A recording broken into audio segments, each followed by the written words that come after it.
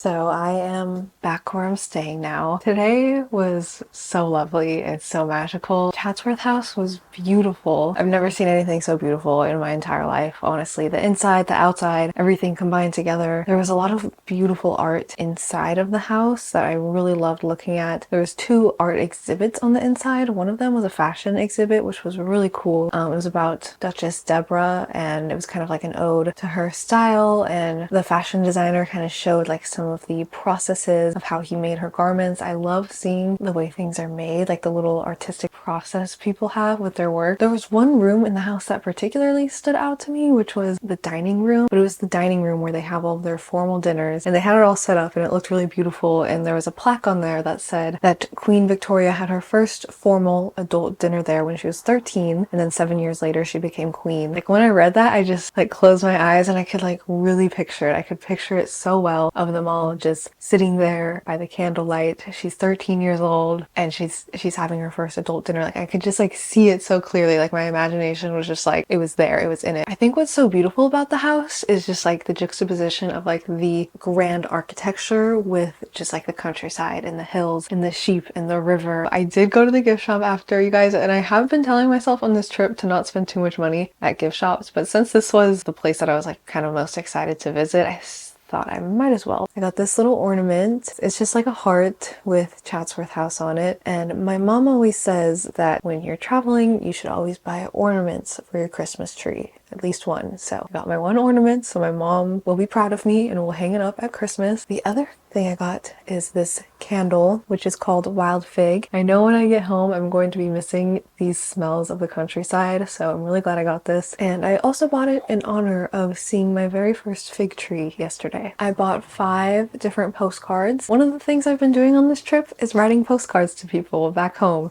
because I just think that's very romantic, and I think it's fun to get like a postcard or a letter in the mail, so I wanted to send them to my friends and family while I'm away. And it's actually quite easy to like access the post office and just easily send them away while I'm on my trip. So yeah, I'm gonna continue vlogging tomorrow. I think I want to start editing this video, and I'm gonna go to like a little cozy cafe to do that. We'll see what the day brings us, but yeah. Good night, and I will see you tomorrow.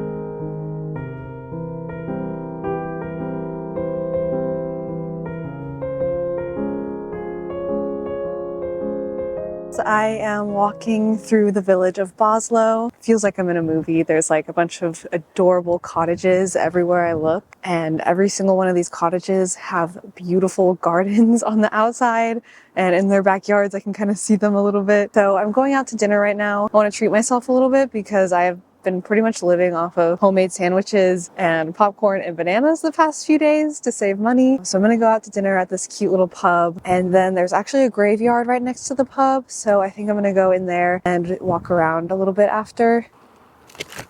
Okay, so the situation is, went to the restaurant I wanted to go to. They closed the kitchen early. They closed it way early. I got there an hour before closing and they wouldn't serve me. But that is okay because, you know, save some money, and I'll probably just go there tomorrow or the next day or something.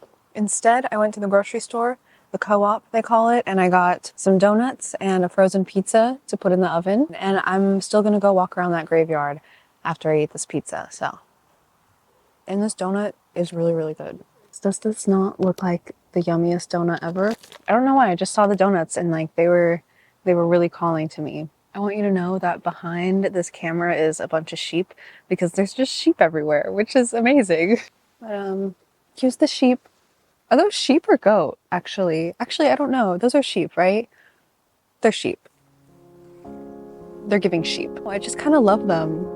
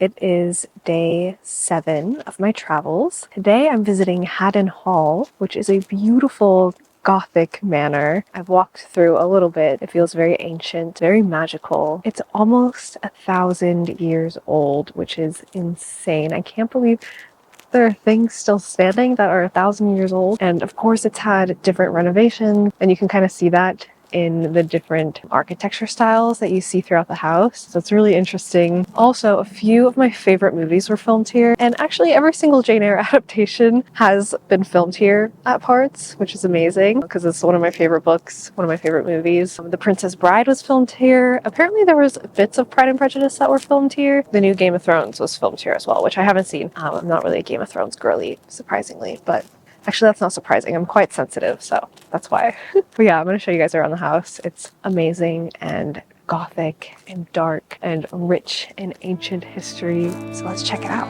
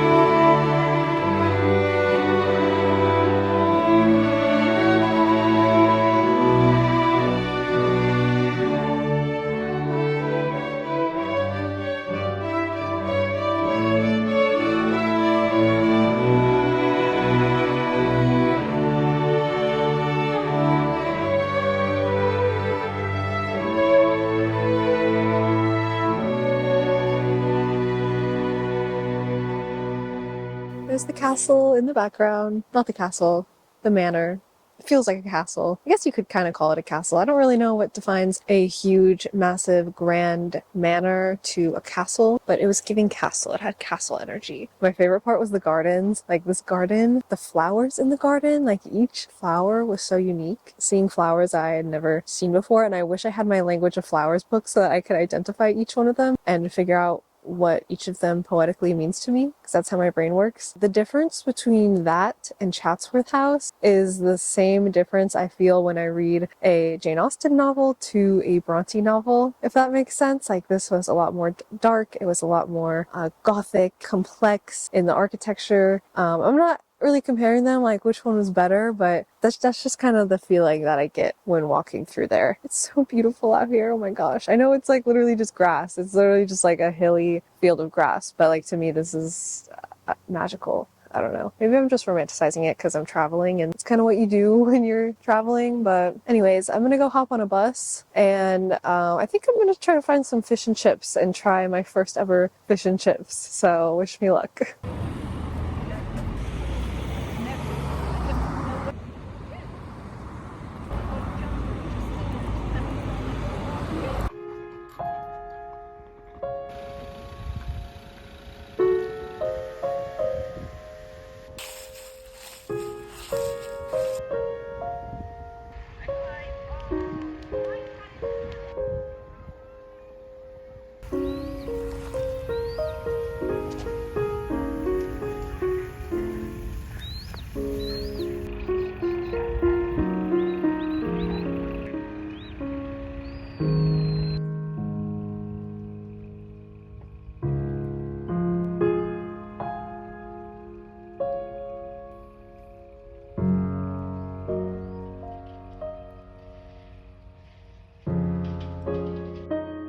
So this is the first day that I've been here that it's actually been warm, which I know in my head I romanticize this kind of cold weather because where I'm from, it's cold for like 1 month of the year. And I'm constantly yearning for it, but then the second I am cold, I am such a wimp about it and I just want to feel the warmth. So today is a very nice day because I don't have to wear my jacket and I get to wear my cute little dresses and everything. It's actually like, this is what I would consider right now to be perfect weather. It's not hot, it's not cold, it's just perfect and lovely. I think one of the things that I love most about traveling is you tend to notice things more, which is also just in a part of me like romanticizing everything around me. It makes me sort of notice these little things that I, normally wouldn't notice in my regular life. And that sort of has a way of making everything feel so magical and enchanting. Like I'll smell a flower and it will like remind me of something in my childhood. And then it starts to feel like these different parts of myself are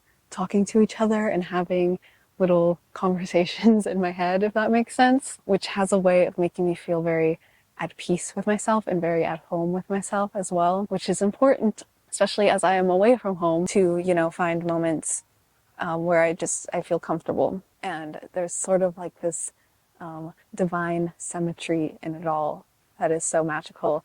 And like I saw the fig tree earlier, and the fig tree analogy from the bell jar is one of the things that I reference a lot and think about a lot and talk about a lot. I saw that fig tree and I was just thinking about how, this trip was one of my figs on the fig tree and I picked it from the tree, and I may possibly be losing out on those other things at the moment, but I don't think those other things are really going anywhere. But I'm glad that I picked this fig and I'm just like fully here and indulging in it, because for a long time I feel like I was like waiting to do something like this, or I was just sort of dreaming of it. Every day on this trip, I sort of wake up and make decisions about what I'm going to do, such as, what to eat for breakfast, to the bigger things like what city to go to next. Something about that is very empowering to me. I think it's rare in our lives when we make this like deliberate decisions about what we're going to do and who we're going to be. And in my regular life, I am used to a routine and sort of is just, life just happening to me. And I think it's easy to get into a cycle like that where you're not really making decisions about what you're going to do and who you're going to be in this life. But I think it's important to remember that you can make your own choices in that way. Everything I'm doing right now is a result of my own choices, and that feels very empowering. And I encourage you to do the same, whether it's through travels or creating any kind of art. Is a beautiful way of communicating who you are to the world, whether that's through your writing or painting or drawing or making music or whatever it is that you do that speaks to your soul. I encourage you to do more of it. It's starting to rain, which I was just talking about how perfect the weather was, and now it's raining.